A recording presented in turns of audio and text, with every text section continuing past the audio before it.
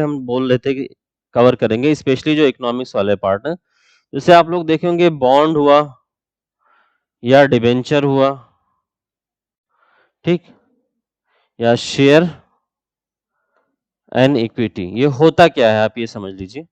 Bond या debenture almost एक ही चीज होता है, इसको इशू करने वाली अलग अलग एंटिटीज होती हैं, इसलिए इसका नाम अलग है। जैसे डिबेंचर जो होता है जनरली प्राइवेट सेक्टर इशू करता है, और बॉन्ड जो होता है गवर्नमेंट सेक्टर। हालांकि ये कोई हार्ड कोर डिफिनेशन नहीं है, ठीक, बट बॉन्ड और डिबेंचर का जो वर्किंग होता है वो सेम होता है।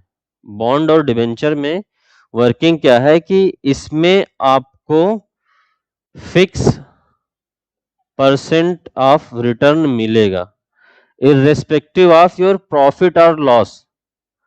मतलब बॉन्ड में या डिबेंचर में आपको एक फिक्स अमाउंट ऑफ रिटर्न मिलेगा।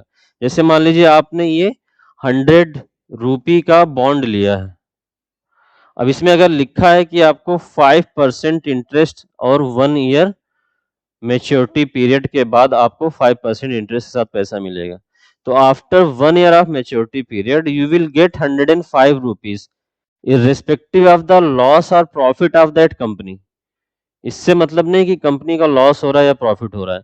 बॉन्ड है या डिबेंचर है, अगर उस पर लिखा हुआ है कि 5% आपको रिटर्न मिलेगा तो आपको 5% रिटर्न मिलेगा डेफिनेटली, चाहे कंपनी का उससे लॉस हो या प्रॉफिट हो। तो जो भी गवर्नमेंट या कंपनियां बॉन्ड या डिबेंचर इशू करती हैं तो इसमें एक फिक्स अमाउंट ऑफ रिटर्न होता है, ठीक।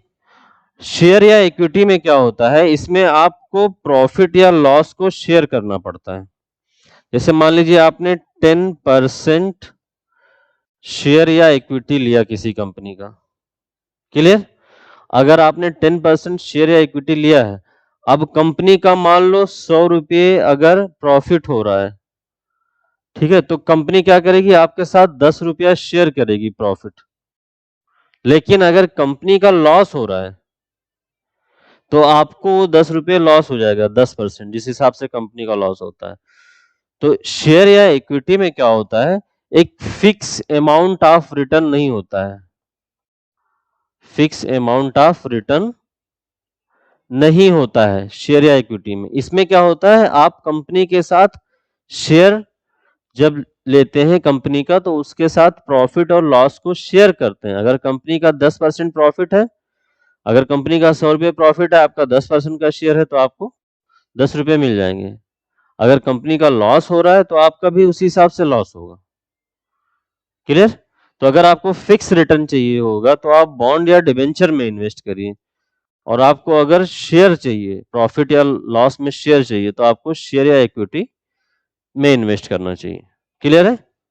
चलो अब देखो ग्रीन बॉन्ड क्या होता है। ग्रीन बॉन्ड होता है, कंपनियां बॉन्ड क्यों इशू करती हैं, companies issues bond to raise investment. ऐसे गवर्नमेंट है, उसको भी पैसा चाहिए ना, गवर्नमेंट के पास पैसा कहां से आएगा, तो टैक्सेशन से आएगा, तो इन्वेस्टमेंट से आएगा, ठीक। तो म्युनिसिपल कॉर्पोरेशन ज्यादा टैक्सेस लगाते नहीं है, गवर्नमेंट भी ज्यादा टैक्सेस नहीं लगाना चाहती है, क्योंकि उससे सिटीजन के ऊपर क्या होता है, इम्पैक्ट पड़ता है कि गवर्नमेंट टैक्स ज्यादा लेती है। तो अब म्युनिसिपल कॉर्पोरेशन जो है, कई सारे म्युनिसिपल कॉर्पोरेशन उन्होंने बॉन्ड इशू करना स्टार्ट कर दिया है। तो जब सिर्फ सिंपल बॉन्ड इशू करते हैं तो उस पैसे को कहीं पे भी इन्वेस्ट कर सकते हैं, किसी भी प्रोजेक्ट में। लेकिन जब वो ग्रीन बॉन्ड होता है तो वो ऐसे प्रोजेक्ट्स में इन्वेस्ट होगा जो इको फ्रेंडली हो, जिससे कि एनवायरनमेंट को फायदा पहुंच रहा हो, इसीलिए उसको ग्रीन बॉन्ड बोला जाता है।